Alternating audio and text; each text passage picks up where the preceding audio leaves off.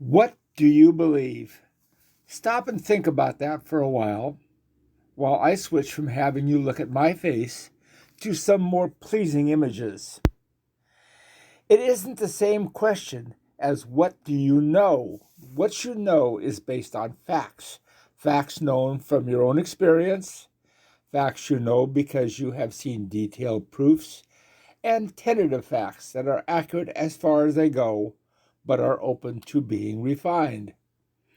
Let's examine what you know first. You know your birthday, your weight, your address, your social security number, your favorite meal. These are things you know directly, and unless you are delusional, they are facts. You have not been to the moon, but you know what it is based on years of scientific observation, including humans landing there and bringing back samples. Unless you're a victim of a massive lie, which is highly unlikely, you can say you know facts about the moon.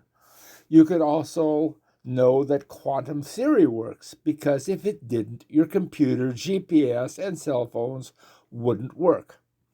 There are still unknowns in the theory, items that will be explained in the future, but given our present state of knowledge, you can accept that basics of quantum theory as fact, while knowing that it isn't the final fact.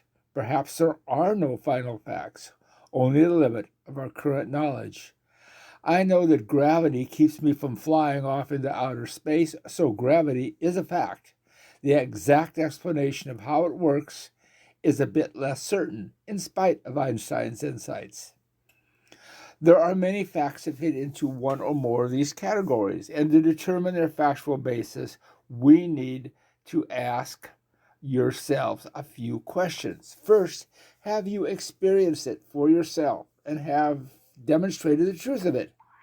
If not, there are reputable experts who have studied it, written detailed reports about it, and have had their findings verified by other experts. Then there are tentative facts that we accept until further evidence overturns current knowledge, but usually the additional evidence doesn't nullify the facts, only provides a better, more concise explanation. Then there is belief, which is accepting some statement or idea without evidence or with only anecdotal evidence. Often your belief is based on your personal preference for the available theories. There is an almost endless list of beliefs, but first let's look at the most common ones. The two biggest categories of belief, as well as the most troublesome, are religion and politics. Let's start with religion. One might think that we should start with differences in the major world religions, but before we can go there, we need to address a basic belief or lack thereof. We can believe that there is a God or that there isn't. Neither position can be proven.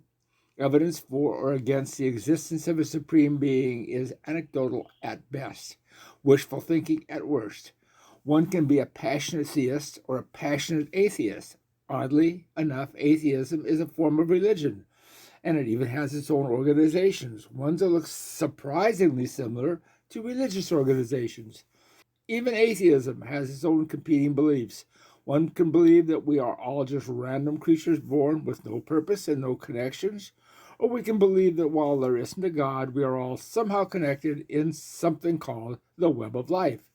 Neither of these positions can be proved or disproved.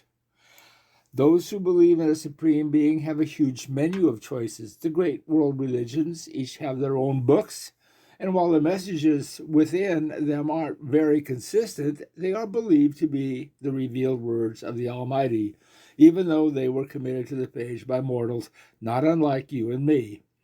Besides a system of belief, often complex, there are systems of rituals that have no purpose other than to reinforce the overall belief system. It would be difficult for even experts in any of these religions to explain what each of these rituals actually mean.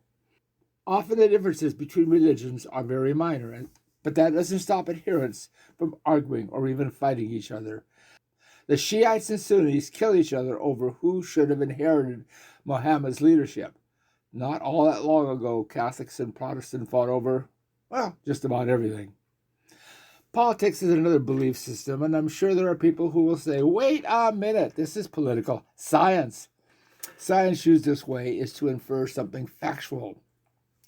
Naturally, whatever your political position is, that is just the natural way, the logical way, uncorrupted human nature. They will throw in their version of rights, as if rights were some fact of nature, which it certainly isn't. Rights are granted by law, and laws vary from country to country and from time to time. There is likely very little about politics that is remotely factual, other than which party is in the majority at the time. Their belief systems have undergone changes over the years, neither party being the same as it was 150 years ago. That our political positions are just a matter of belief doesn't change the ongoing hostilities. That each side believes they are right assumes that a political position can be a fact or a non-fact. Political science, like other social sciences, is theory-based. Various theories are constructed and tested to see how well they predict or explain. Sometimes they are so general that they can explain the data without really explaining anything at all. The best you can do is choose the political position or the theory that best suits your view of the world. Choosing is not quite the same as believing. It's more like admitting that the truth is not determined, but that one alternative is much more satisfactory than another. Naturally, that could lead you to the idea that you could be wrong. And here's where you need to abandon black and white thinking. As humans, we are wrong much of the time, but we are also right much of the time. To admit to being wrong doesn't invalidate everything you think or believe. I read very wise men and women, and without fail, and in the middle of something truly profound, they will write or say something totally wrong. This attitude that one must be always right or always wrong is currently causing problems with our historic leaders. There is a movement to change the names of institutions and remove monuments to some of our best people based on the realization that they were not perfect during their lives, that they held some very wrong positions. Yet some of our nation's leaders owned slaves during a time when it was more acceptable, not the right thing to do, but acceptable at that time and place, just as you and I hold opinions that will seem barbaric a century from now. President Lincoln freed the slaves, but his less than enlightened attitude toward Native Americans, while a flaw, doesn't detract from what he accomplished. There's a famous saying from the Bible, "Those of you without sin can cast the first stone." That sure as hell leaves me out. Probably you also. We can believe that Black Lives Matter, or that all lives matter, or that with an overpopulated world, maybe no lives matter. What you believe is irrelevant. How you choose to act on what you believe is a different matter. You can like one group or dislike another, but if you don't act on those likes and dislikes, the only consequences will be personal. And in the end, those beliefs about others will only detract from your happiness and well-being. If you formulate your beliefs as if they were facts, making the case that it can't possibly be any other way, you are on the way to solutions. Unfortunately, your solutions will be incompatible with those of an opposing belief system, leading away to a zero-sum game. No one likes their facts nullified by another set of facts, and they are not going to quietly go away.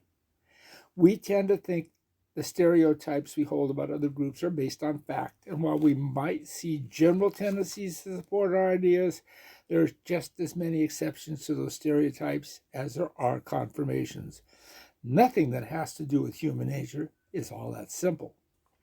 Some people come up with compelling theories, mostly with little empirical evidence, but that doesn't prevent them from developing a passionate following. Marx, Mao, Freud, Jung, Hitler, Osho, to name just a few.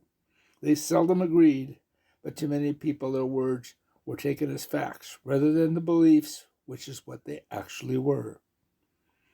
When I shop for an automobile, I believe that Toyotas are better built than Fords, but that belief is based on information I received years ago.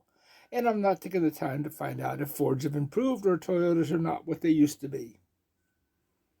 At this point, my beliefs could be totally wrong, and the only way to avoid this is to not believe one way or the other, choosing perhaps to read technical reports and make an informed decision, one based on whatever facts are available. I used to believe that the United States was the best of all countries, but after visiting a few other places, I see that each have positive and negative qualities. We live in a dynamic reality where things change constantly. What is true today may not be entirely true next year. Facts are like food. They must be consumed fresh each day if we are to remain healthy.